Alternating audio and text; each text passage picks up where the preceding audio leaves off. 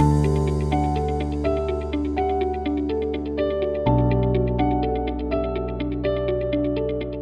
you, everyone, for joining. I think a couple things for me before we kick off with introductions and the icebreaker that I leaked before we started recording, but hopefully everybody has had a chance to come up with an answer. So first of all, thank you for making the time for this, our inaugural and first event for Bridge, of which there will be many more, and really looking forward to getting everybody involved in what we're up to here. And on that note, so Bridge is the new marketing committee from the MENA Fintech Association. And this kind of came out of a conversation that I had with Namir, who's the chairman, a few months ago, where I was kind of saying I feel like marketing is underrepresented within associations, within events, which I always find ironic given that it's marketing dollars that makes them all kind of around. But anyway, I was hearing a little bit about what he's doing and the amazing work that the MENA Fintech Association is doing. I was like, where's the marketing conversation? Because there is so many amazing things going on from a marketing perspective in this region, and I think a real opportunity to bring together the leaders of the marketing side of this industry to share opportunities, share challenges, cross-pollinate ideas, highlight the best of what's going on, and also bring a little bit of marketing in MENA Fintech to the rest of the world. Because I feel like a lot of people, based in London, and we do a lot of work in the US, don't know a lot about what's going on here. So that's kind of the mission of what we are up to, and actually that's why, there's kind of two reasons that it's called Bridge. Three, I guess, if you include, because we're marketers, we needed to have a creative name for it. But the other two are, one, we're looking to bridge the world of marketing and the world of fintech in the region. And the other one is a particular passion point of mine, where I think a big reason why marketing is underrepresented in these associations and at these events is because I think there's a fundamental misunderstanding from people who don't come from a marketing background. And of course, within the world of technology, most of these companies and startups are started by people who don't come from a marketing background. There's not a lot of marketing DNA in the founding teams of a lot of fintechs. And so I think that means that they tend to think of marketing as a distribution function, as the thing you do after you build the product. And even as a marketer, I always say the best marketing is a great product, but it's both marketing and product done at the best possible levels from the very beginning that give a product and a business the best chance of fulfilling its true potential of growth. And so I think that instead of distribution, I think marketing is as much about innovation, and fundamentally it's about bridging the value of the product and the proposition that you're building to the needs that exist in the market. That's how I define marketing, especially in an early stage business. So that's why it's called Bridge. That's what we're up to. And yeah, we're kicking things off, and I'm really excited for you all to be here as part of our first event. And so, like I said on our prep call, this is not going to be a typical panel. The way we are going to run this is we're going to go around the room. I haven't decided if I'm going left or right first. We're going to do quick introductions, so name, role, and then your favorite fintech brand from the region, but it cannot be your own. And then we're going to get into a conversation. So obviously we're here for Abu Dhabi Finance Week. The whole theme of the week is about the transition era. And so we're going to talk broadly about that within marketing. I know that we identified kind of three areas that we were going to focus on: brand and creativity, data and technology, and talent and agility. But there's no script. I have not prepped anything besides the icebreaker question, because I've found that the most interesting and differentiated conversations come from when you get really smart people together with different perspectives to just have a conversation and forget that there are cameras and microphones in the room. So that's what we're going to do. All right, so obviously I'm going to go first. I'm Eric, co-founder and CEO of Rival. So we're a marketing consultancy that specializes in working with challenger brands. So of course we do a lot in fintech as well as other categories. And I got into this whole world, or got deeper into the world of fintech when I was CMO of a business called 11FS, that's a venture builder based out of London, but we do a lot of work in the region as well. My favorite challenger brand, I'm going to cheat slightly and just give a shout out to MyFo, my family office, MyFo, because they're a company based in Vancouver that I'm an advisor to, and was able to get them hooked up with a really interesting meeting that's happening tonight. They are basically looking to disrupt and digitize the traditional way that family offices are run. And I think there's so much opportunity in general for that, and also in the region. So that's a little bit of a cheat. But the one I'm going to throw out there is actually called Vault Wealth. They're early stage. They just raised their seed round. They are looking to bring a digital product and offering to kind of the lower end of the high net worth audience in the region, which I think is also very underserved. And from a marketing perspective, what I've been impressed with is they've already hired a marketing person, even though they're seed, and they're already showing traction on customer acquisition through digital channels. Like they've been able to actually acquire customers at this stage through LinkedIn and do it at a effective and potentially scalable CPA, which I think a lot of B2B businesses, or sorry, they're not even B2B, a lot of businesses have not been able to do in digital. Cool. So that's me. I'm gonna go to Asmik next. Thanks, Eric. So I'm Asmik. I'm head of brand and marketing of MyZoe Financial Inclusion Technologies. Obviously, looking after brand and marketing, but also in addition to that, looking after sustainability practices and everything revolving around employee wellness, financial inclusion agenda. My favorite fintech brand from the Middle East is Wio, and I'm not saying this because Meenakshi is sitting here. Really fascinated by their UI and UX and how they are, making me move all my deposits from Rock Bank to Wio, in a nutshell. So my name's Sarah. I'm the COO of a new fintech called Credible X. We officially launched yesterday with our license and with some partners and with support of ADFW, so that was exciting. What we do is we enable businesses to provide lending solutions to their small and medium-sized customers. So we're kind of a B2B to C play, if you like.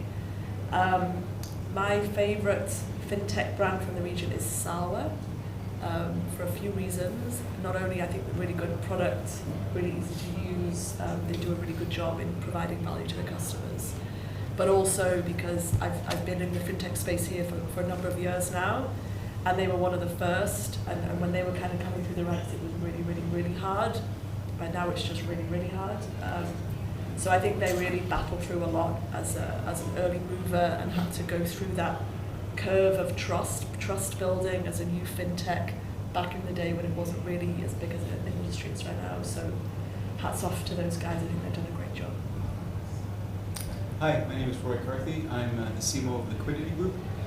We're an AI-based asset manager. Manage around $3 billion, deployed primarily in debt, now a bit of equity. It's all AI-based. People say AI now as if it's new to most, to some it is. We've been doing it from day one. That's how we operate. And fintech. So I'm gonna go with one none of you have heard of. I'm based in Tel Aviv, so I'm gonna share a simple local Israeli type of service. You connect your credit card, and then you can just pay sort of P2P or little businesses or what have you. And just the execution is sort of uncharacteristically local. So usually the local tends to be sort of crappy. Most particularly banking related seems to defy them. So this was just well done. It's kind of interesting. It fills that gap where Apple Pay sort of ends, which is not a small gap, interestingly enough, right? And it just simply works nice, and that's it. It just works. Tends to be great sometimes. That's what it does. My name's Andre. I am the regional head of operations, growth, and everything for the company called PaySend. We launched in 2017 as the first company who allowed people to send money from their banking cards to banking cards, be it Visa, MasterCard, or Union Pay. And we used the products from both the schemes, MasterCard Send and Visa Direct, providing this interconnectivity between cards, so you don't have to worry where you send the money. You just type in your 16 digits, and then your beneficiary 16 digits, and the money goes through. My favorite brand in this region is probably called Club, and it's a company which allows you to pay for your dinner from the table and also provide you an ability to pay tips. And it removes one of the last reasons for me to carry cash, because you can pay for the dinner with a card, but then you need to have some petty cash to give to people. And speaking about marketing, they promote themselves through the waitresses and waiters, right? Because when you want to pay and you ask for the bill, please, they say, oh, you can pay from this device. So you kind of discover the software. You don't need to install anything. You just scan a QR code. Works well, supports all the Apple Pays of the world, and just convenient, handy, and very nice. Timo, I had PR and corporate comms for PayMob, and PayMob is a payment gateway that was founded in Egypt in 2015 and is on a very rapid expansion journey across the region: Pakistan, UAE, Oman, Saudi Arabia. We are really focused on enabling SMEs with innovative payment methods to help them grow and compete in the digital economy. We also offer them tools to help them grow their businesses, not just accept payments. My favorite fintech is kind of a household name. It's Tabby. And I just think it's fantastic what they've done. Who had heard of BNPL a few years ago, and now Tabby is a household name. But what I really like about Tabby in terms of brand is that they demonstrate over and over how they really are a regional Arab company, and they share the values of Arabs across the region through a variety of campaigns and through their messaging, and I really respect that a lot. Hi, I'm Meenakshi. I head up marketing for Biobank. So looking after everything from marketing, brand, PR, content. Biobank is essentially the region's sort of first all-in-one digital platform. It was created to kind of redefine the banking landscape. We launched last September. We've got 2 products out there in the market now in terms of digital banking apps, Bio Business and Bio Personal, which was launched, actually Bio Personal was just 3 months back. And essentially we've got 3 key pillars: digital banking apps, banking as a service, and embedded finance. That's the overall proposition of the company itself. So in terms of, aside from the fact that that's my most favorite fintech, if you want to say, in this part of the world, it was compelling enough for me to literally relocate to this part of the world. I've never even stepped foot before prior, not even like stopover sort of point of view. So that was how compelling it was for me. But aside from, let's say, Biobank itself, what it's, not to repeat, but pretty much I think you guys covered it, Club as well as Tabby has been some of the things that I've been interacting in my last couple of months in the market itself. And I think they're genuinely doing a lot of good stuff. Not so much aside from the points you've covered. I think what makes them great brands is the fact that it's very much customer-centric. So to the earlier point that Eric was bringing about, it's not just about beauty outside in terms of marketing and claims and everything, but the moment of truth, it is continuously delivering on those platforms.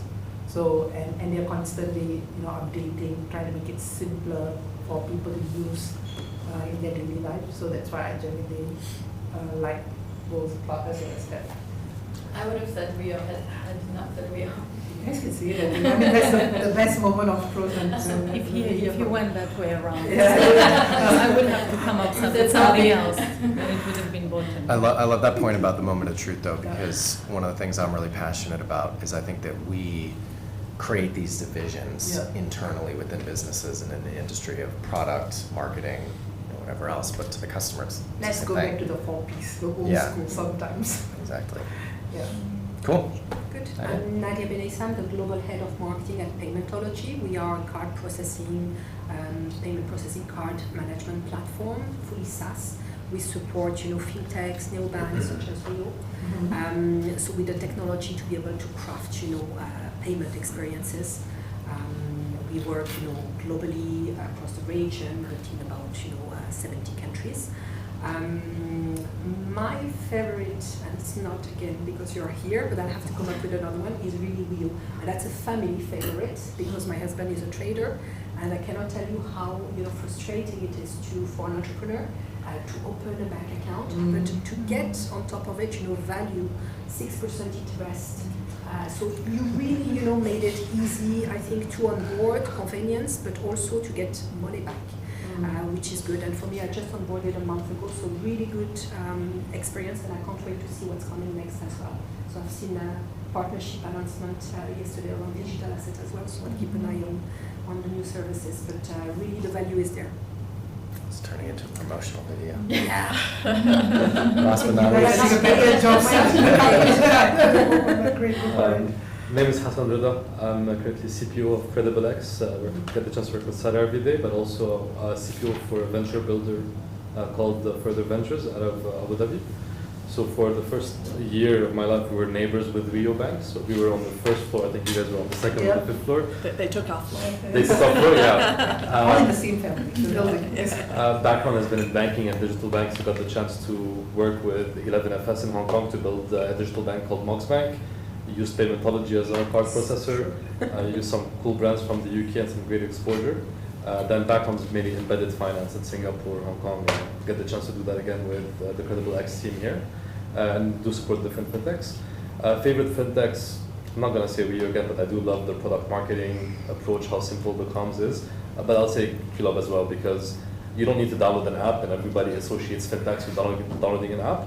And being Lebanese, everybody likes to fight for checks, right? You're with friends, you fight for checks. Now I win every time. My parents are here, nobody's gonna be as fast as me as with the QR code. So I do get the chance to kind of pick up the bill, easily divided with friends, and I think that takes the awkwardness out of the process, and it makes tipping a lot more easier, especially whenever you don't have enough cash and you feel bad for not tipping. So, and then you get cash back for tips, and I can't complain. So. Awesome. All right, so I jotted down all those names. I've heard of most of those businesses. I'm going to check out the rest of them. And actually, there were a couple people, Tabby and Sawa, Nadine from Sawa, that we were hopefully going to get involved in the roundtable, but will be involved in Bridge. Okay, she's so amazing that we're kind of fishing in the right ponds here. Great, so let's kick off. So again, I want to move through a couple chapters. The general context of the conversation is, of course, the transition era. And we're going to talk about brand and creativity, data and technology, talent, and agility. I think the place that I want to start is many, maybe my example of All Wealth, because they're early stage, being the only one that this doesn't apply to, but most of the brands that were mentioned have done something right, of course, with the product. And like I said at the beginning, and that will always be the case, the best marketing is a great product. But they're doing something right with the brands and the creative side of what they're doing. It's not just about the quant performance growth hack. They're getting a Google link in front of you at the right time, or some type of, uncreative distribution on digital channels. Like, they're doing something right from a brand and creative standpoint. And I guess my question is, from either what you've seen in these businesses, or I guess we have MENA here, who's within the one that got mentioned the most, what are they doing right that allows them to build these brands that people care about, that break through in a market that's so crowded, that actually stand out in a way that, in a room of CMOs from the region, these are the brands that get mentioned? The other way to take that, if it's helpful or unlocks a different idea, is like the brands that aren't doing it, like, what are they doing wrong? So when it comes to brand and creativity, what should people know? What should marketers be thinking about in order to get it right? Happy to give it a shot. Yeah. So I think one thing that Sawa's done really well is kind of like demystify investments, right? Because people are still, if you talk about the general population, still very unclear about money and how do I manage my money, what should I invest, I don't understand the stock market, I don't know what funds are. There's this whole sort of mystical world around it that people feel is not accessible. It's inaccessible. And actually it's not inaccessible, it's actually very accessible, but for whatever reason people don't feel that they can educate themselves on it. So I think what Sawa has done, which from a business model is not that much different to what others do, right? There are competitors that do the same thing. But they built a brand around kind of educating the clients, or not even educating the clients, educating the market. So explaining what things like ETFs are, how do they work.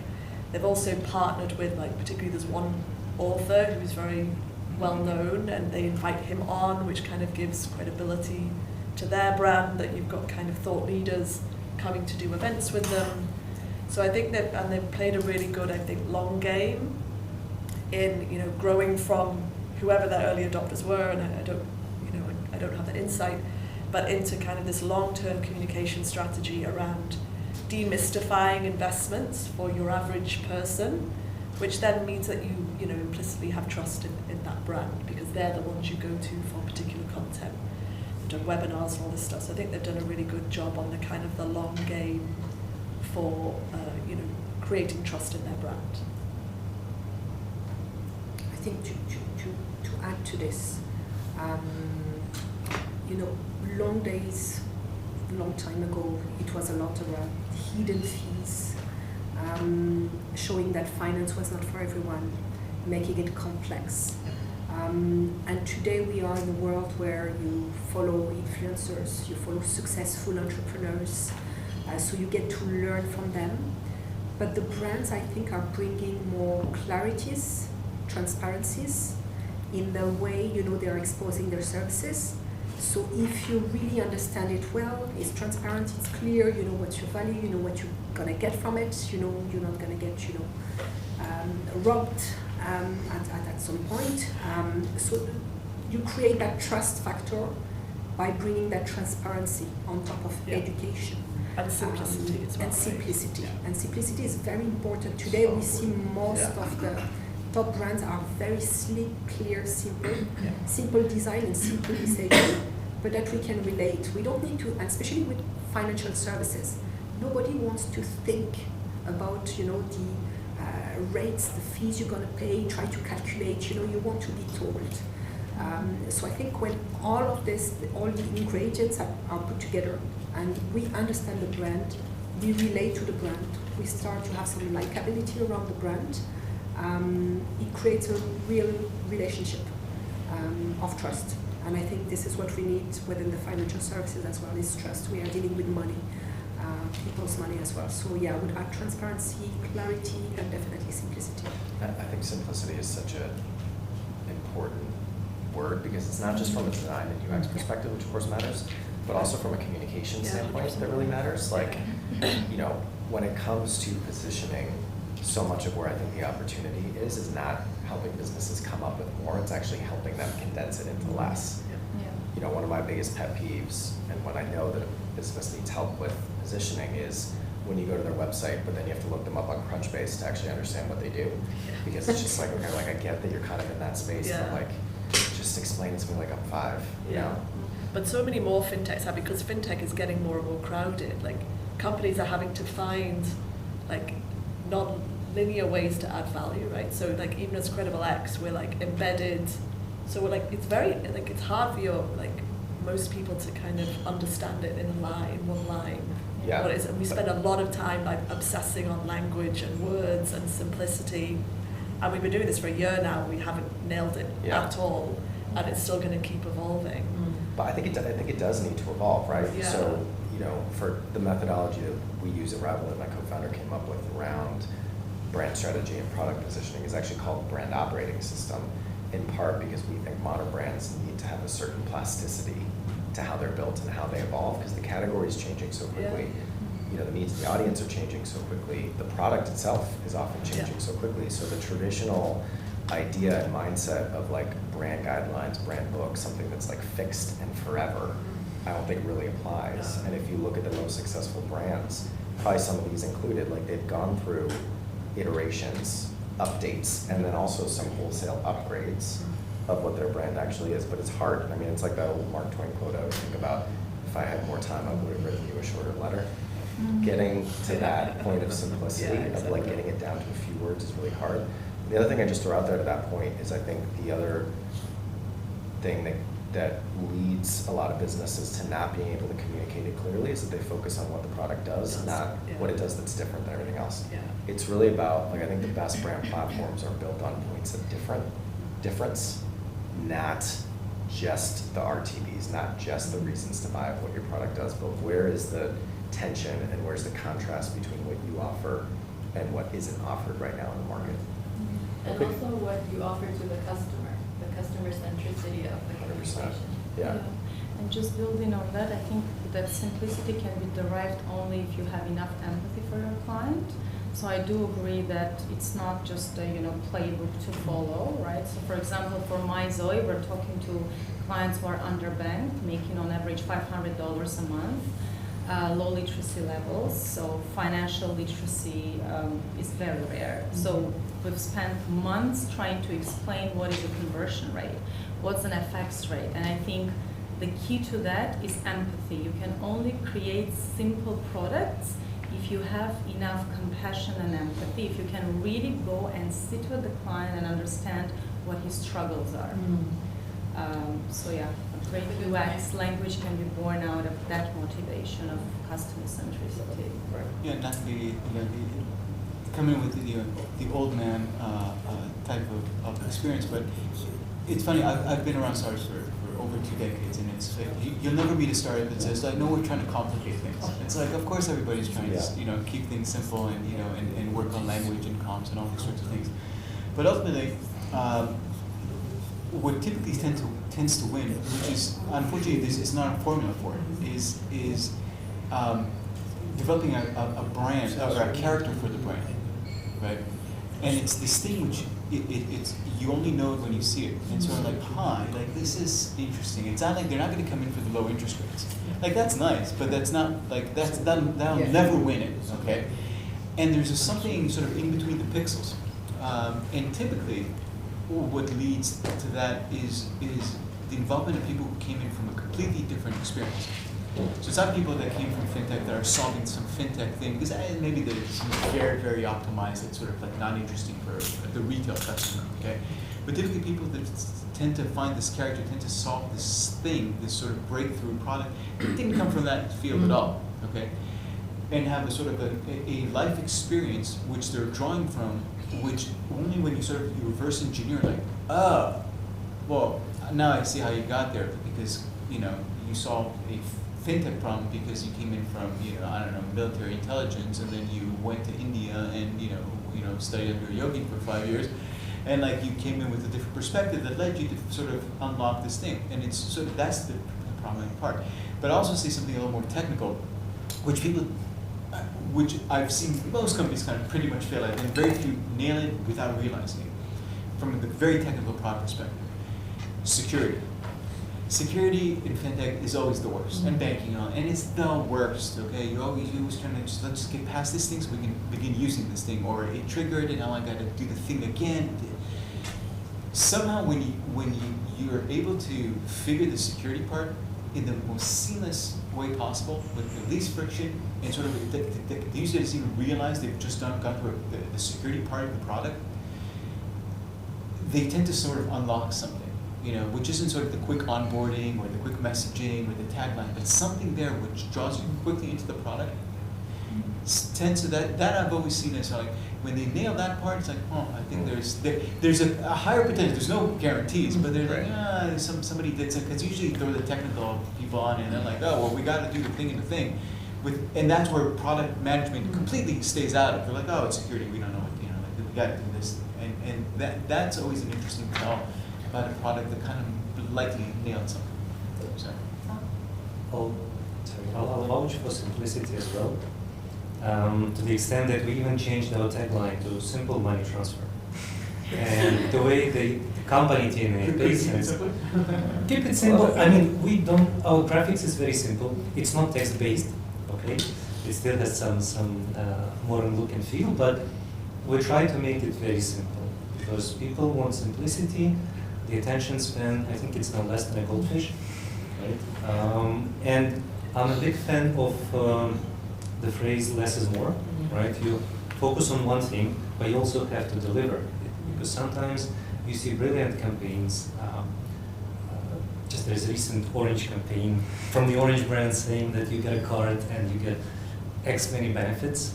So I've applied the process. The initial process was very simple. It's been 4 weeks. I'm still waiting for the product to arrive, right? So a campaign and the message should be supported at the back end.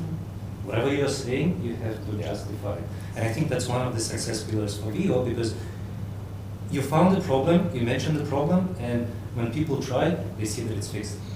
And this is very important. call that authenticity. We talked about trust. I think authenticity of what you say and what your product delivers is a big part of that. I know you have something to say, Mina. I just want to, the attention span thing, I have a little bit of a different opinion on that, because I know, like, at the end of the day, yes, you need to be able to communicate something very quickly. I don't think it's because, and I'm no neuroscientist or psychologist, but I don't think it's because attention spans are shorter.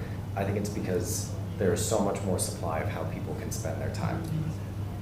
If something's not good, you're not stuck there watching the ad until your sitcom that's only on at 9 p.m. on Thursdays comes back. You go do something else. So I think it's the competition for attention that has meant that people don't have to spend time with a bad brand experience or product experience. They'll just go to something else. You know? I mean, many of the points you raised are pretty much, I would say, the things we think about when we are designing our products or our communications itself. So, like what you mentioned, at the very core, all right, I think it's because we've got people who come from varied experience across all over the world.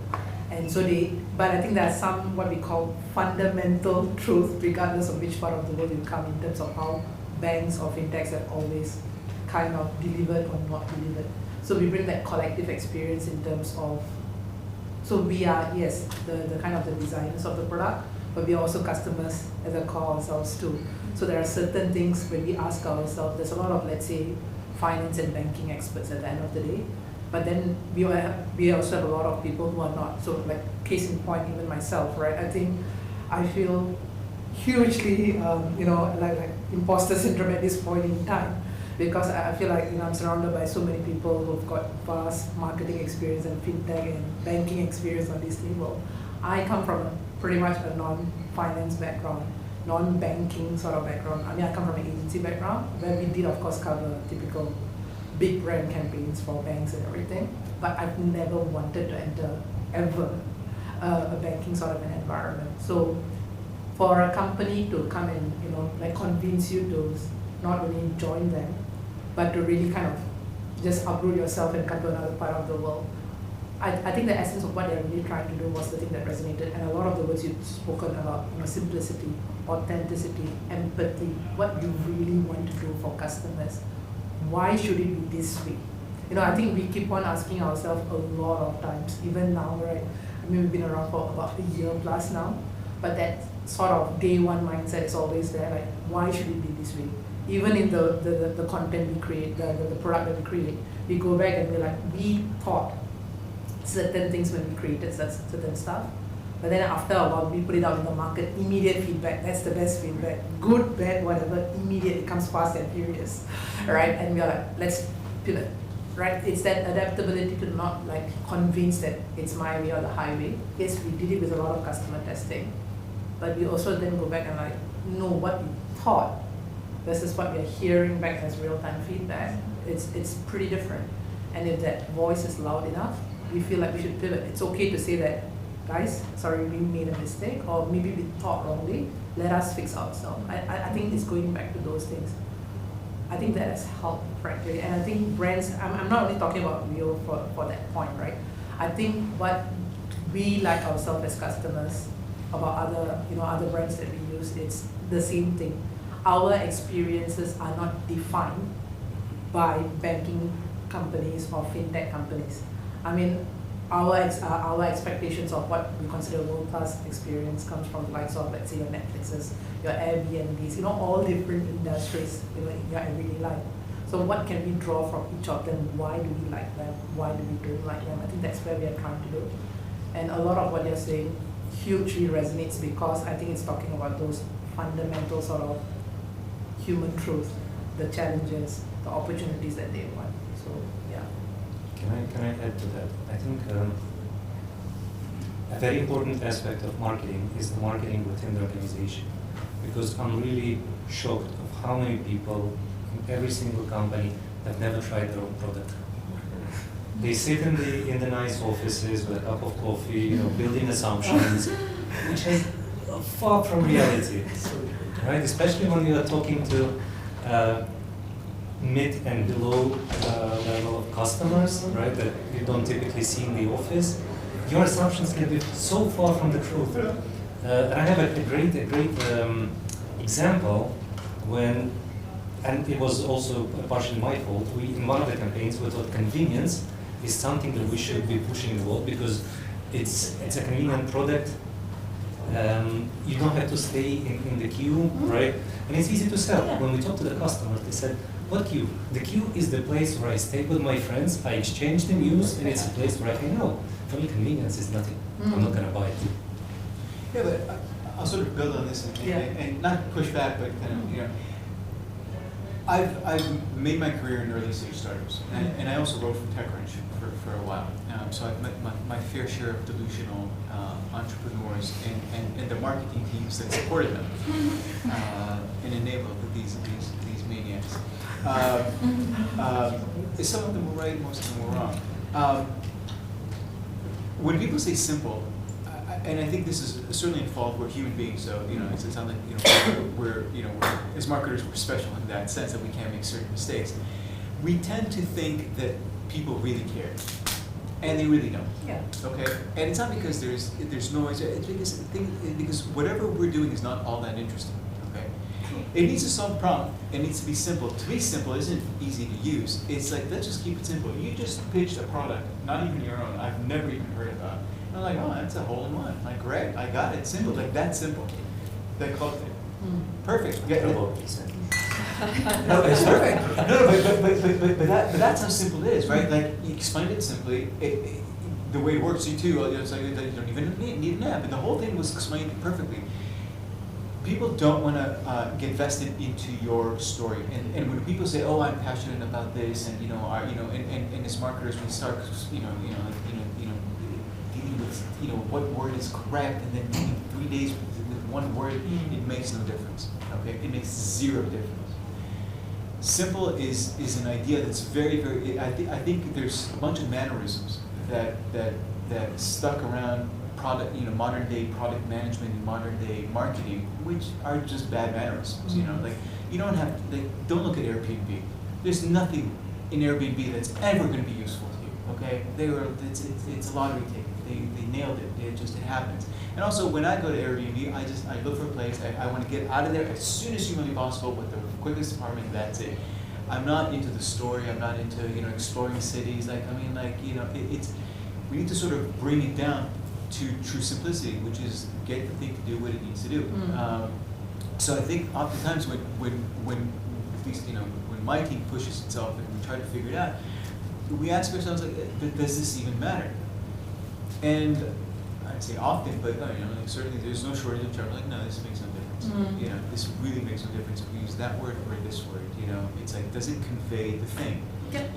And when they touch our brand, do they feel good about it? Yes or no, or not? We don't even necessarily need to throw a bunch of tracking and analytics and there's also analysis paralysis into these sorts of things. And oftentimes it's just sort of to say, no, well, we have a job, okay, and to sort of substantiate the fact that you need to get paid. Like, all right, that seems, I think there's a lot of sort of those bad mannerisms in a variety of cases, and as marketers we have them as well. There's no question about it. When you look at other brands, you're like, ugh. It's very easy to look at other brands, like, And so when you say, dog food in your product, that's 100% true. Also for marketers, it's like seriously, we worked 2 weeks on this. Does it really matter? It's like, no, it's not worth 2 weeks on it. Next time, let's just give it an hour, and whatever sense we come up with will be great. It'll be perfect, So just realism there, I think, is very important. But what you say is authenticity, and that's part of authenticity. To be able to be real with yourself is to be authentic. And when you try to be Airbnb and you try to be this, you're like, man, that's not authenticity. That's like copy pasting product management that has nothing to do with what you're doing, or marketing in our case, whatever. That doesn't seem to work out. I've never seen that ever work out. I feel like Mina's point though, speaking for you, sorry, was more like, don't just think in a linear way of like, I am a bank and I do X plus Y, so let's do X plus Y better. It's like, where can I take ideas, inspiration from people who created stuff outside of banking in this case, and how can I bring that?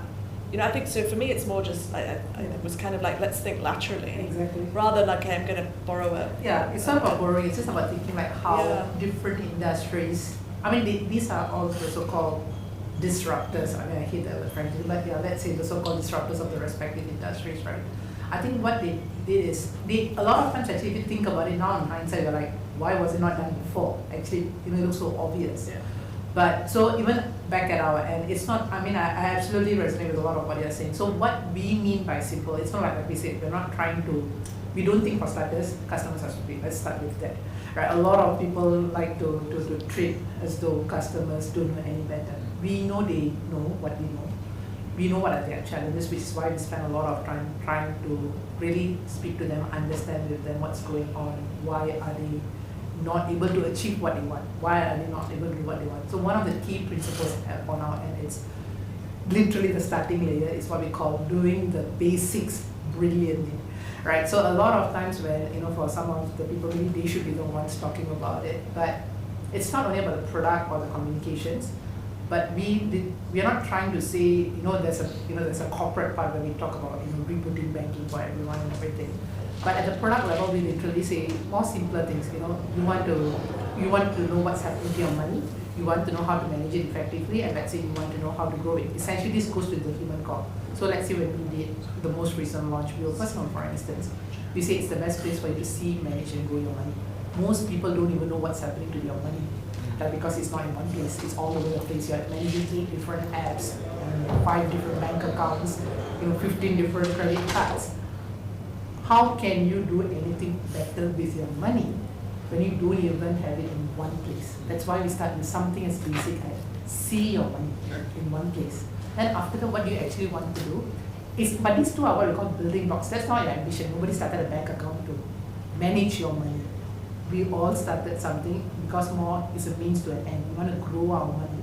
Not again because we care about growing our money, but because we want to live our best lives, whatever that means. It's not about being rich, it's not about being wealthy necessarily, but it's about we empower you so that you can still focus on the things that matter. So when it's like businesses, for example, what we mean by we make it simple for you is you started a business to run your business, not to manage your bank account, not to manage with all the administrative nightmares that you have to do in terms of sending invoices, collecting invoices, planning stuff. So that's what we mean by keeping it simple, right? Like going back to the customer in terms of the thought process, and again going back to some of the just now one of the points you brought was about we shouldn't be spending 2 weeks and 3 weeks thinking about the words and stuff.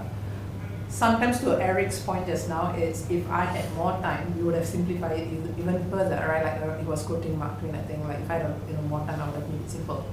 Why should we use complicated words that customers don't need? Like when I think about, sending money to my loved one, I say send, I don't remit money. All right, simple things like that. So you don't do a telegraphic transfer? Exactly, right? So these are the words we use. So we go back to the core about actually how do you guys talk about things, right? So especially someone coming in from a let's say non-banking background, so to speak, right? Like I don't understand half the time the jargons we use in the industry. I think in many ways it's very much an approach, and I want to say I forget which one you said integrating marketing into an early stage, like in the seed stage. Somebody said. He said it. But okay, so here's the thing. There's a tricky part here as well because it can either go kind of in a couple of ways. I typically one way.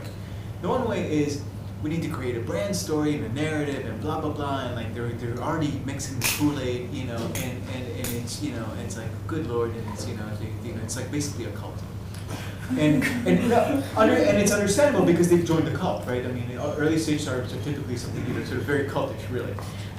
It's understandable. Trust me, I've seen many a cult. Most of them fail. And then trying to help sort of a new marketing team, or an experienced marketing team, being like, all right, listen, let me, you guys are down a rabbit hole, and like honestly, it's just you've gone lost, right? Mm-hmm. But I think what is important though is I think sort of a little bit of a difference, and it's something that I'm doing on my side. We're a later stage startup. We're marketing something with a product market fit for the first time in my life. We're marketing money. There's no product market fit to look for. It's there. Everybody wants it. Which is how do you market something that everybody wants already? That's the entire thing. But being able to create the air in the marketing team to do R&D is, I think, very important. I think we're sort of talking about the same thing, but the semantics of that are different because when you go to the product team, with the data science team, with the R&D, you're like, oh, they got GANs, like, oh, you can't just come to us and for us to, the product is built, right? Like, no, there's, we got to research, we got to develop, we got to, QA, and it works and it doesn't work. And marketing doesn't think about itself in an R&D sense, and that's literally what we're doing. We're researching and developing marketing, okay? And a bunch of that stuff is going to go to the trash or not work or all that kind of stuff.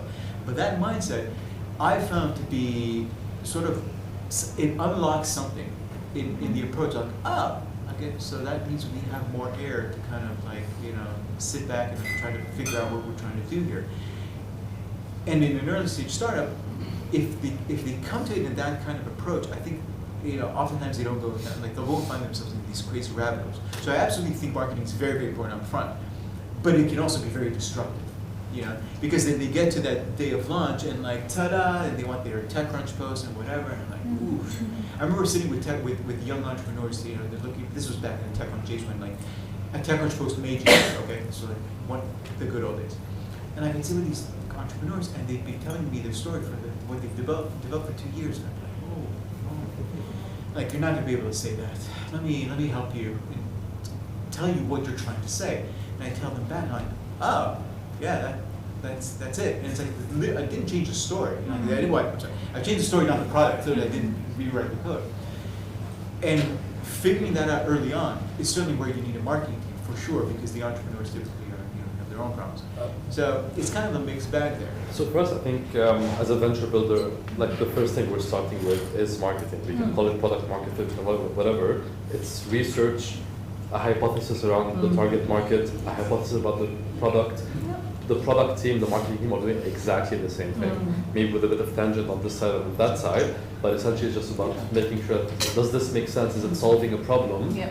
The boundaries between product and marketing are very, very fluid. Like it's a very gray area. And as you kind of discover, as you talk to more people, you're adjusting the positioning, you're adjusting what the product needs to be built for, and the messaging at the same time.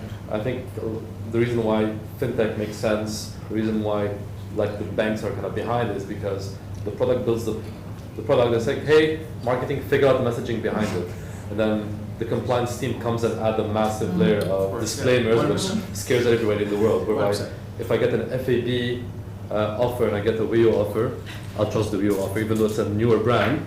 But I know that it's what it is. I'm not gonna get screwed by the offer. Whereby there's like, oh, it's 20%, but up to 10 dirhams, for example. Like, that's not really it. But say what you will. Like, absolutely great. I think banks have this. It's like a universal problem. It's not like unique to one. Like they all behave the same way. But say what you will, their dumb messaging is like effective in a dumb way.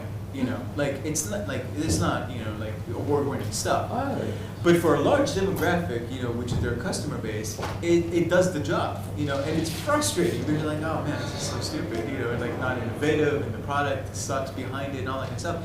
But when they do a campaign, they tend to kind of nail the simplicity fairly well. It's not intelligent or intellectual simplicity, but give them their credit. Like I've never seen a bank, like a big bank, not kind of nail that part.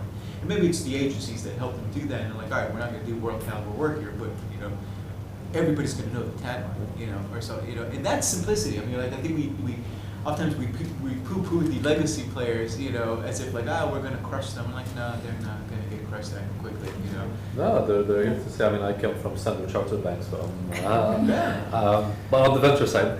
But like one thing that we kind of got inspiration from, and I think did very well at the beginning, was Monzo, in terms of like nailing copy. And it's just, once you get scale, we don't need to obsess about it on day one, but nailing copy, why called credits and debits, why not money in, money out? Let's dumb it down. It's easier, but then it's very difficult to keep it easy. And one goal that we wanted to have in Mox in Hong Kong was, can we not put an asterisk anywhere in our communication? It's either clear and doesn't need an asterisk, or it's not the campaign that we're going to run with. And that was kind of something that we aimed for, and keeping the terms and conditions readable, so that anyone can read it. I think that was a pretty important thing. Which is getting the basics right? Getting the basics, like when it changes, can I just summarize the important stuff for you? And just as easy as that, and getting the lawyers to accept, the compliance team to accept. I think that's kind of being a brand ambassador and just pushing the page. you messing up the terms and conditions affects my branding, affects the No. simplicity, affects the Exactly. messaging.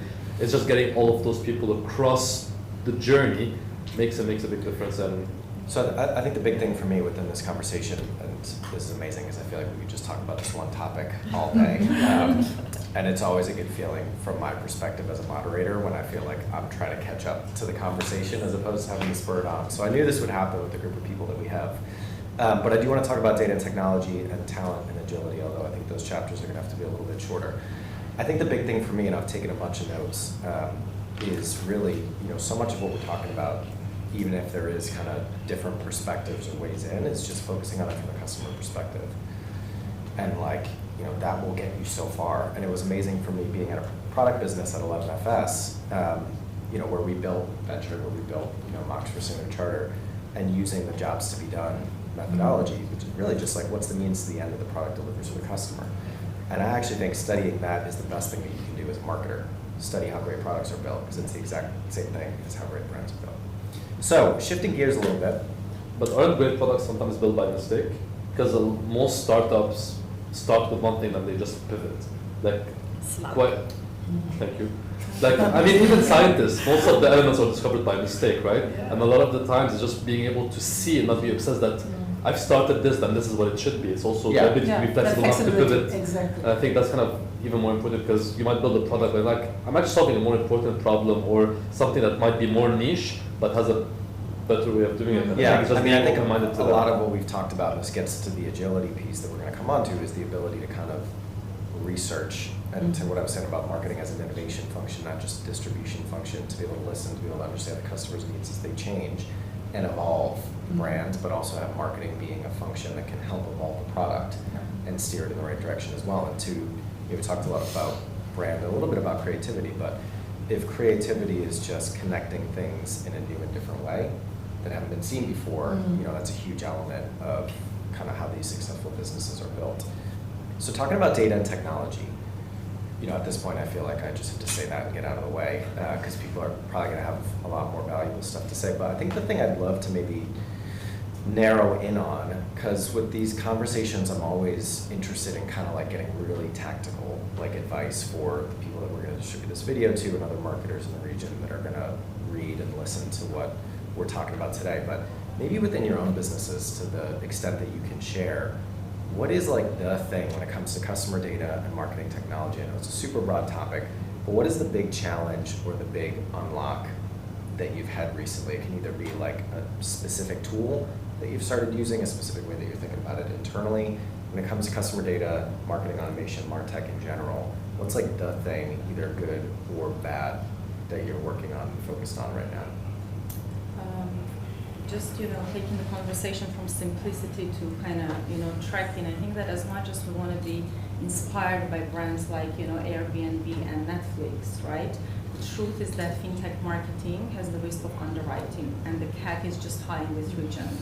Like doing brand and marketing, whether it's product marketing, digital marketing, events, the cost of marketing in this region is high, full stop. Right? So, for example, if I compare for credit cards, the cost per click in Singapore was like somewhere, 50 cents to 70 cents. I came to UAE, it's like $1 to $3, and then you've got your conversion rate, and you need to manage your cost of acquisition. So, one aspect is tracking that. Then the second point is around like events. I feel like in this market you've got to pay to play.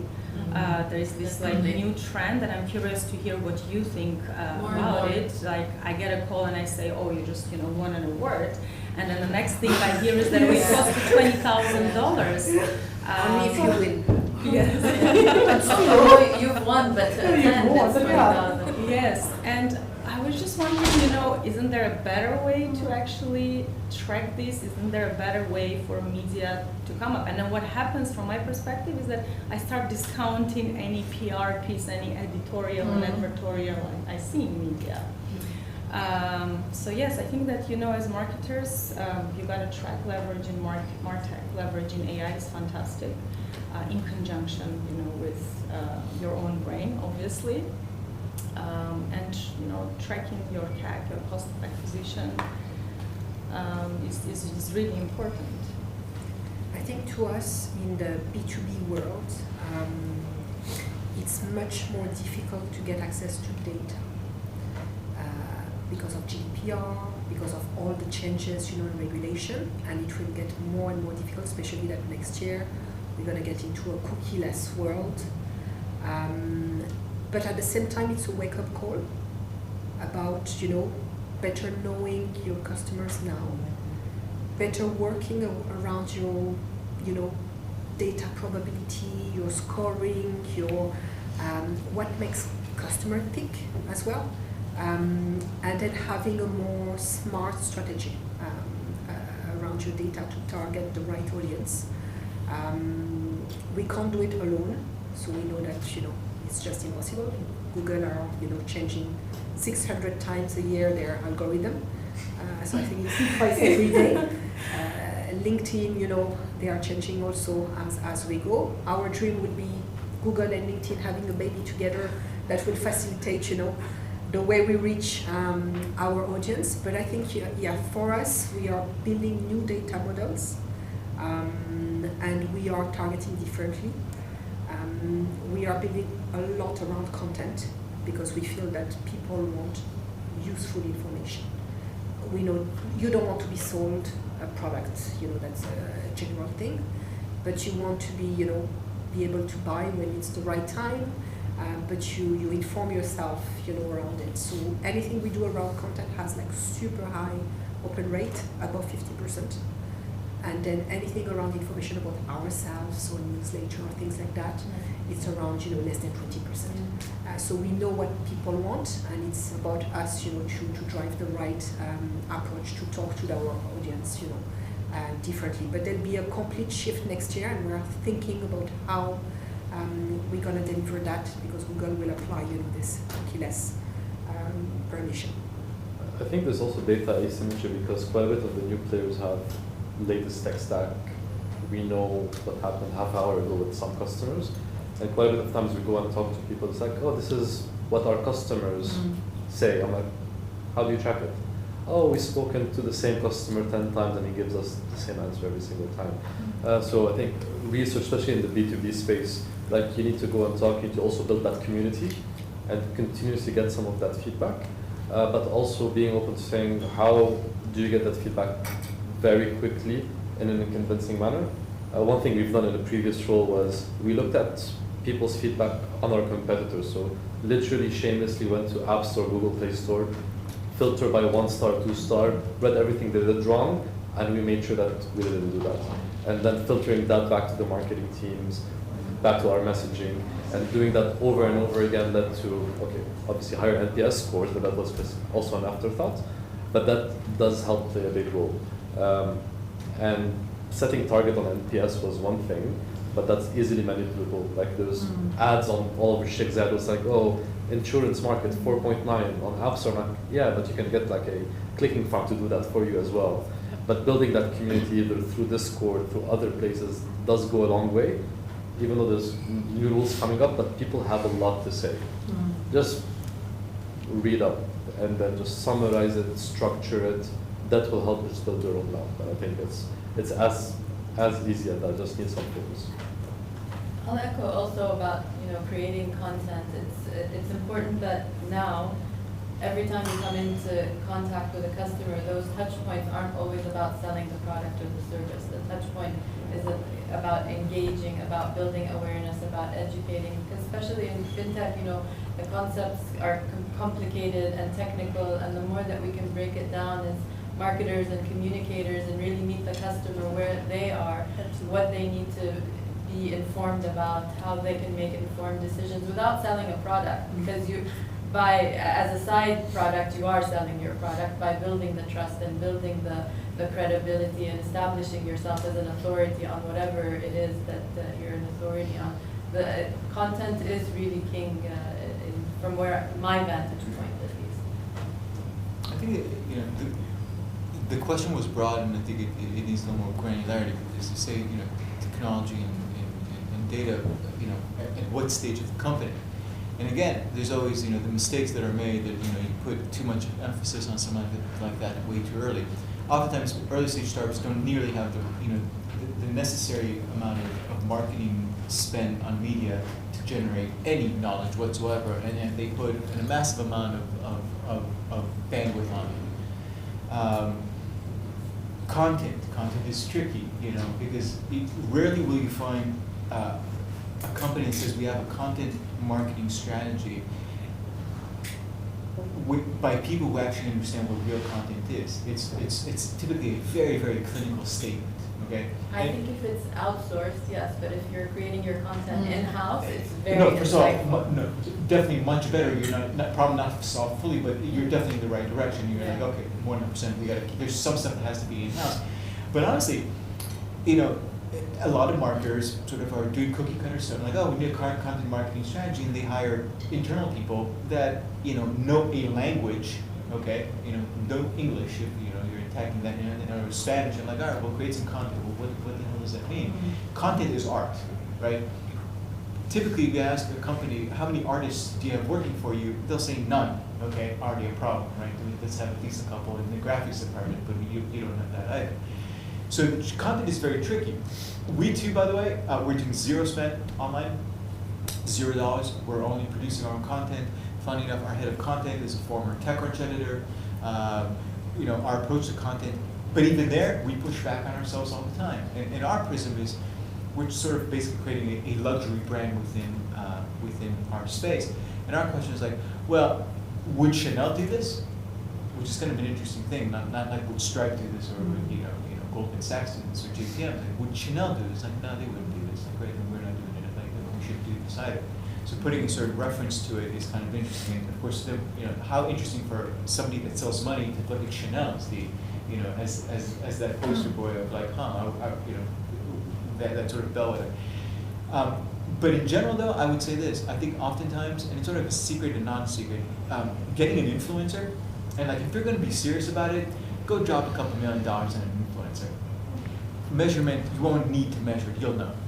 And unfortunately, it's very scary. And oftentimes companies don't have that $2 million, ready. But that's likely the most effective thing you could probably do. For us, our customers are merchants and often MSMEs even, and the influencer isn't necessarily going to meet them where they're at. However, when I create a piece of content that explains what is a payment link, how does it work, how do you use it, it's not a universal statement, right? Yeah. So that's me offering value and information and education, and that will resonate in all honesty, and convert. Yeah. So it was a very, very wide blanket statement. Yeah. Of course, it doesn't apply to everyone. So Roy, I'd be curious, just double clicking back on the customer data at MarTech, super broad conversation. For you specifically at Liquidity Capital, with all the context you've already shared, what is the main challenge or opportunity when it comes to your customers' data or marketing technology that you're trying to solve for right now? So first of all, you'd be surprised or not, but the answer is, the first thing I did when I came into this position about 8 months ago was kill everything that we were doing, primarily on LinkedIn, which is for us the main thing. So zero spend, zero automated emails, all that kind of stuff. That's not what we should be doing, period. We track engagement there. It's still very effective for us. We produce high quality content, blah, blah, all that kind of stuff. We're using the newsletter feature now, kind of, good numbers. Yeah, not bad. I mean, LinkedIn is so, a little product management would be nice occasionally every 10 years. But we're certainly seeing the engagement in territories where we're more active, so that's useful. But we don't go super granular. Again, we're a different company, so we have a much more boutique type of clientele than like you have. But I'll say this: all the money that was spent on online before I came was shifted to events. And when I say events, it's not an event of this sort. We have a little bit of this, sort of bigger kind of ticket events, but events, drinks, dinners, these sorts of things, extremely cost-effective stuff that we were able to create a very cost-effective machine. That you produce your own events. Yes. Globally. Okay, so it's New York, London, Tel Aviv, Singapore, Mumbai, Australia. We're able to do this very cost-effectively, boot it up whenever necessary. We push, our investment teams to do these more and more, and the results are fantastic. certainly, I mean, money that I would throw on LinkedIn is just burnt. Like I'd rather burn it more entertaining. You know, any amount of money that I could do there is a dinner I could pull off in London. Okay, not a cheap city, you know, but a $5,000 dinner for me, we know provides a higher value of efficacy than, you know, the online stuff and all, you know, all that kind of jazz, or to put somebody to look at the numbers and assess it, because that's you know, like salary is a cost. You know, we forget that. So that's, now again, we're unique in that sense. We're marketing money. You guys are not marketing money.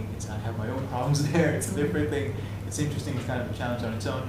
But I think sometimes, you know, I think the subtext here is like, all right, like, should we really be doing this? Mm-hmm. And I don't think, and sometimes like, you're afraid to say it, or the teams are afraid to do something that the competitor isn't doing, or you know, the CEO's buddy is doing, and it's working effectively for them. Of course, it's a completely different, you know, space, and you know, oh, we got to do X, Y, and Z. And like, why? And let's give it a shot. And clearly, this is a waste of money, and I don't want to waste this money. Okay, let's put it elsewhere. I think marketing needs to push back often more times than it does on these sorts of things. Also, be honest with yourselves. You know, it's like, listen, this isn't working. Like, why are we doing this? We did something similar in Hong Kong, so whereby quite a bit of the marketing spent was because like we launched a new bank in Hong Kong, and we couldn't compete with like the HSBCs. Standard Chartered also was a competitor, even though we were a subsidiary of that. And all of the other banks, and we had 8 digital banks launching at the same time. So it's either rates or cashback. I mean, that's banking 101. We pivoted that to kind of spending on experiences to say, hey, we had the data, we know where people were spending. Okay, how much people are spending on coffee, McDonald's here, gym, bars, and whatever. We started creating experiences to say, hey, exclusive events. This is the most famous barista in Hong Kong. Do you want to have a masterclass? Sign up.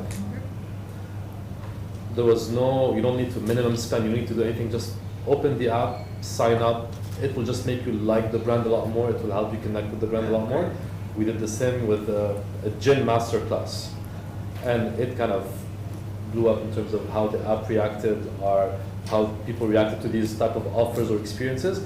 And we weren't tracking obsessively about card spend before and that eligibility, but it has a positive impact because you know you're doing the right thing. People will resonate with the brand. People will use you after, for sure. But it wasn't really an obsession. That kind of helps pivot, give a different type of offer, and just a different way of looking at banking offers and card spend and all that stuff. And I think the ROI, as you said, is through the roof. And that's actually real content. Like that's content in a real way. And the impact of that, people shared, tagged, etc. They weren't forced to, but you delivered an enjoyable experience for something that's banking, essentially. I think surprisingly, you know, we are all deeply involved in a digital world, but people are back to human connections. Those experiences, they want to come back and meet with people, build relationship. We also do similar type of events as Roy mentioned, and they work very, very well. And it's about not talking about work, just building those relationships. But people remind you, they call you afterwards. So I think there's this effect which is kind of post-pandemic. It's really all about value at the end of the day, and ideally differentiated value. I think also going back to the point that many of these guys are, I think perhaps covering but not quite calling out to some explicitly, it's this whole thing about, you know, whether it's brand building or customer acquisition. That's, you know, one of the reasons why we always, I think many marketers get hammered, especially by your CFOs.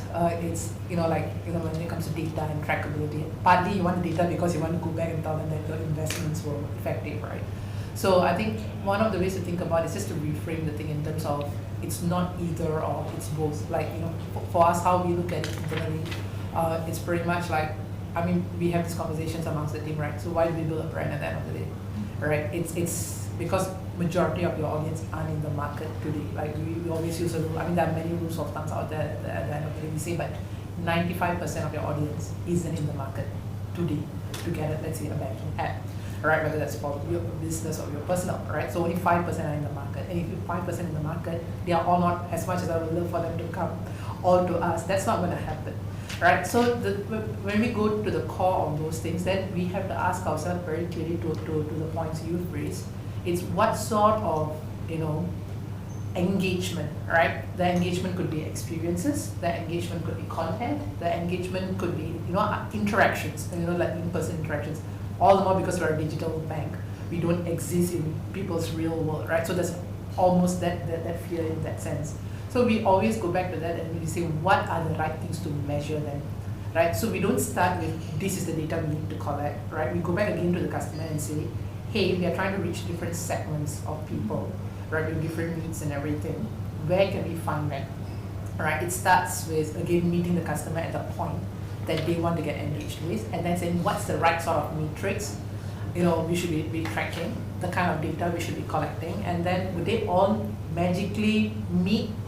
For our case, it does, because eventually you need to go and download the app, right? So maybe the front part is a bit fuzzy in terms of connecting the data at the onset, but the back part, from the moment let's say you download the app, you open an account, we can see you all the way. That's the one thing we were very fascinated this year, to make sure that we connect. It's not just about that gap between somebody downloaded, they disappeared, and then suddenly we've got funding data. How can we connect this part? And we were successful in doing that. To the part about the earlier portion that was fuzzier, so to speak, what we have gone back to do is ask the customer. Well, you don't have to always do a third-party study to find out about where did you hear about my brand. Ask the person, right? Like for example, Sarah, you downloaded. I know, so where we go back to automation and stuff, for instance, it's don't bother you the first few days, let you settle in, figure your way out, play around. It's a banking app, for God's sake. You're not going to become a power user on day 1 or day 30. You will take time to figure it out. But what we will do is try as much as we can within the first 30 days when we have picked certain triggers that we want you to do. We know that you're not struggling to onboard or to even know the bare basics of the app.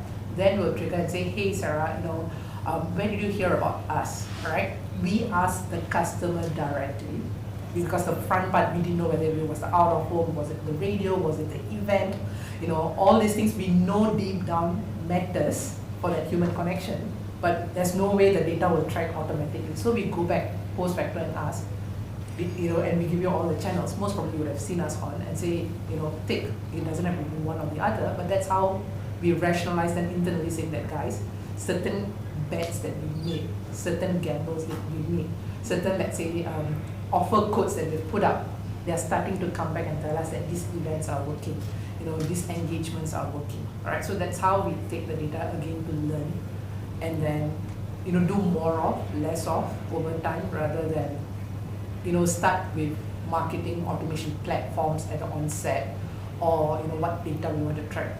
Actually, we start with very simple thing like what is it we want people to know, and then we reverse engineer, and then we see it's our tools fit for purpose. Otherwise, what we do is many times we've taken certain tools work, but a lot of times the truth is you need to have some sort of customization, or do you want to inbuild, like in-house versus outsource. Those are important decisions everyone would have to do. So we are at the stage where we have actually, the good thing about being an early stage, a lot of fintechs and banks sit on a lot of data. The point is, from the get-go, we were very focused on making sure that the data is always clean, it's available to all, it's all connected. I think that is something, if fintechs generally can get more passionate from the get-go, they make sure that you are tracking and connecting your data. I think that is so much easier when you try to scale later in your life. Right. Can I also kind of build on that and slightly challenge it as well? Go for it, yeah. So I mean, WeO is a startup, but it's also not really a startup, right? It's heavily backed, right? So I want to also give the broke founder perspective as well, and so I was struggling with your question, because I was like, I think I have a terrible answer for this question, but having done a lot of early stage startups, from a data start, so you can't invest really in any of these platforms. You can maybe just about scrape together a free version of a CRM or something. But what do you actually need the data for? And I think particularly at the early stage, you need to know enough that you can pick up the phone and speak to them. So back to the point of speaking to the customer, you don't need a lot of data or platforms or automation or tools to that. You need the basics of I got the email address or I got the phone number of someone that's interested. So we sent out an email a few days ago to 40 people, and I think like 4 opened it. And I'm like, great, who were the 4? Exactly. Because I want to call the 4, I want to speak to the 4, I want to know why they clicked, I want to know why they didn't go. So like, I need the most basic insights into that, because in early stage startups, you're in the kind of doing things that don't scale, right? Absolutely. You're I not agree ready with for you. scale because you have no idea Mm. who your customer is, why they come to you, what's their pain point, whether they care or not, and all the stuff that you're And talking about sometimes as well. these little startups overthink this part. Yeah. And try to optimize what's not there. Optimize Exactly. for nothing. You're Exactly. There's optimizing nothing way to too. optimize. Yeah, it's nothing to optimize. I mean, I absolutely love the point you just brought, right? So I think there's a concept for it. I know people talk about target audience, segments, personas. You know, like marketing, sometimes we don't help ourselves, right? We just come out with even more jargons to complicate our life a lot more, right? So I think internally, I think one of the concepts we just use is, like we said, we are 1 year old, right? So there's a lot of things we are still learning and pivoting and adjusting. So to your point, the 4 people who opened that email that you sent Yeah, they're is your super high valuable. expectation customer. So that's the Yeah, concept we super use, valuable right? to speak to Yeah, those I rather speak to that 4 people who felt passionate enough to rant about, you absolutely screwed up on my social media, on my app store. We will actually reach out to them immediately, all our 1 stars you were talking about just now on the app store and everything. We will actually reach out to you like, oh my God, what did we do that fundamentally upset you so much, right? So we quickly reach out. So what exactly, you know, we might be thinking something that we believe is more important or more focused. But actually these guys, you know, they are so upset that they went somewhere public to rant about you. They're trying to call your customer service for like hours, right? These are the guys, frankly, you should focus on. I'm 100% on the same page with you, rather than, I guess to put it simply, value over volume when it comes to data, right? Which is the value of data that really matters over the volume. And contrary to the point that you hit, sometimes we don't we might be, let's say, backed up in terms of the startup point of view, but that doesn't mean we throw the money. No, Right? That's why we say always think about the platform, like, you know, your marketing automation tools and technologies, or just anything for that matter, later. Yeah. Right? Like a lot of people, I think the mistakes, I mean, I come from, not aside from, let's say, Vio, I also come up from quite a fair bit of a startup background. And the mistakes that I've seen many of them do is they have preconceived notion that, I need a sales force. I need, you know, from a marketing point of view. Like they are really preset upfront on the tools that they need because their friend's company is using that, or like some brand that they admire is using that, and you're like, do you actually know what data you want to collect and how you're going to leverage the data, right? So that's the thing we always start back with, like, okay, great about collecting the data, but how are you actually making decisions on the basis of this data, right? We don't have to collect just because everyone is collecting, right? So to your point, that for customer, go after them, really understand from them. Those pizza parties are way more important than that 1,000 volume survey sometimes, I would say. One thing that worked magic for me is I spent in Hong Kong. I used to spend like a day and a half in the call center. So we had like an 8 people call center. No agenda, just to rock up there. Had to leave my phone outside because it's not allowed inside. Just sit there, get donuts, I do my work, and data will just come to you. Exactly. I'm like, hey, I built with my team this stuff, and as soon as they don't have a call on their side, they just come and they just start. Not ranting, just giving genuine feedback. And I think because they're on both sides, they're using a product on the back end, but they're also talking to some frustrated customers. And some of them they're able to help and they get frustrated whenever they're not able to help them out. And this is not you collecting data, just data just comes onto your lap. You just need to listen, just take notes. Yep. And So It's a real life focus group, absolutely. There's one great data tool which we're using and which costs nothing. We do it every week. We look at the negative reviews and the negative conversations that customers have with the customer support. That is an eye-opener because people who are happy, they wouldn't write a review, they wouldn't call, right? But when someone is unhappy, and it can be multiple things. The guy saw a message, he misinterpreted it, he said, you promised to send money within 1 day. Yes. And yes, this is true, unless you send money on Sunday and Saturday, over a certain channel which doesn't work during this time. Then your money just doesn't come next day, it comes in the next business days. Right? So you pick those points, you start to analyze it, and we do it every week. Every week we sit and look at the data. And based on that, there are tons of improvements you can make to the product. A lot of things you can change in your marketing communications, Yeah. in the Clarity, messaging, absolutely. right? Or it's just an expectation. You understand what are the expectations that people have from your product, which may be different from what you initially conveyed. And it costs nothing. Yeah. Really nothing. Just a point on us. I'm gonna come to you for events, okay? Because I'm yet to see, have a good use case to raise more money. We're a B2B2C, and on data, yes, and on data. So something that we do. So we do own obviously businesses, but also we own end users, right? So from data and content perspective, we do a lot of financial education workshop for our end users. And so what happens during the workshop, you obviously go and talk about money safety, product, how they can save, and what you do is you collect data through that workshop. You know what their pain points are, it helps you create your content for the next year, and it creates lots of UGC for you, like testimonials. So it doesn't have to necessarily be digitally led, it can also be led through face-to-face, particularly for the underbanked. I think that's a great point. I hate to kind of cut this chapter short, and I think it's always a good sign when you don't even get through the full agenda. I know that we're running out of time.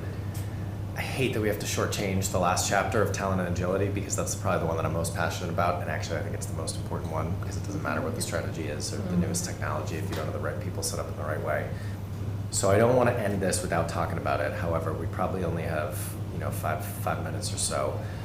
So I guess the way that I want to frame it up is when it comes to attracting, retaining, and enabling marketing talent as senior leaders, whether CMOs or people that have to oversee marketers, what are the most important principles or tactics? Like, what comes to mind when I say, what does it take to build a great marketing team in your experience? What would you throw out there for, let's say, the other marketers in the region that are going to be listening to this eventually?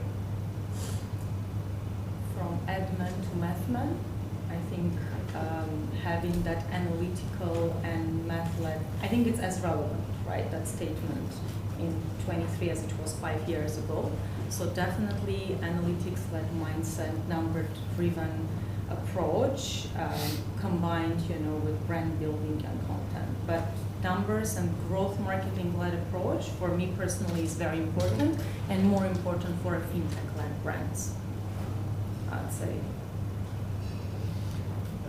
For me, it's primarily people with taste. How do you define taste? You know it when you see it.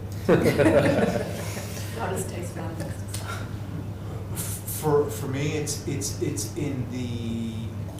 it's being able to manifest a luxury mindset across our marketing, primarily activities, but even in design, is this? And you can design anything, but is it, does it have taste? And you can, again, it's that Chanel thing, right? Like that's what we look at, and not a technology company or a finance company, or we are in competition with no one. We can only it's up to us, and then it's how hard we push ourselves, and then that's where taste comes in. It's like, we can, this isn't good enough, we can do better. The flowers on the table, like we have an event here, and my guy who's in charge of events, just sent feedback on on a screenshot. He sent a photo of the bouquet or the flowers, and he's like, nope, yes, and he's like he's literally picking flowers. Nobody really truly would care, right? Except us. And the fact that somebody is looking at that kind of stuff is an indicator for other stuff, and it's the little things. It's not the big things. It's easy. The big things, when you screw up, you screw up. It's not, But when people engage with us in the brand, it's the little things that they're not going to be able to point out, and we know that we're handling them in a very specific way, and it mostly matters to us, but it has an impact on them, and that's where taste comes in. I will say that taste comes with age. So my team is on the older side.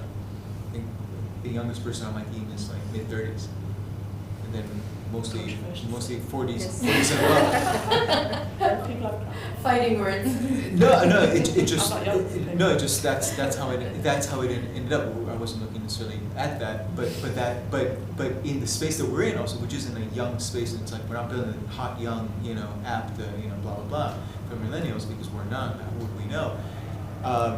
that's where taste comes in. And also, like when you speak about luxury and sort of these sorts of things, you can't expect a 20-year-old to know these things. That's just not how you wouldn't put that in the hands of somebody who doesn't have that life experience. Okay, like in Israel, Tel Aviv, the fanciest restaurant, okay, the most expensive restaurant, always has young people as waiters. There, we don't have professional waiters. So no matter how good the food is, in the most expensive restaurant in town, you will always get fairly poor service in the luxury mindset kind of thing. Any generic, Italian restaurant in London, you'll get a finer kind of dining experience in that regard. Why? Because these kids have never been to a luxury restaurant or have never experienced luxury service or proper professional service in that way. So how would you expect them to know it? So picking the right people that wouldn't then go and then get distracted with analytics or these sorts of things and but will pick the flowers. Yeah. It's that sort of that's how we manage it, at least and it's I have the best team I've had so far in my career. So. I would jump in with intellectual curiosity.